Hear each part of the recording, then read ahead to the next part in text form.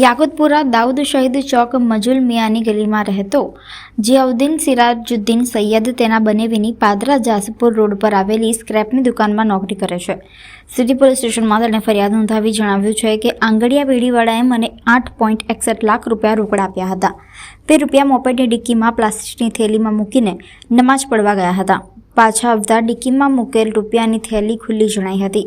તેમાંથી 2.5 લાખના 2 બંડલ ઓછા હતા. સીસીટીવી ચેક કરતા લાલ કલરના મોપેડ પર 2 છોકરાઓ મોપેડ પાસે આવી 2.5 લાખના 2 બંડલ કાઢી કમરના ભાગે સંતાડીને ભાગી ગયા હતા. સમગ્ર મામલે ક્રાઇમ બ્રાન્ચની ટીમે હાથીખાના અનાજ બજાર પાસેથી એક્ટિવા સવાર વસીમખાન યુસુફખાન પઠાણ રહે કારેલીબાગ કાસમઅલા કબ્રસ્તાન પાસે તેમજ હુસેન ઉર્ફે કાલુ અરશદ મિર્ઝા રહે ફતેપુરા ભાંડવડાની રોકડ રૂપિયા 4.31 લાખ સાથે ધરપકડ કરી કાયદેસરની કાર્યવાહી હાથ ધરી હતી.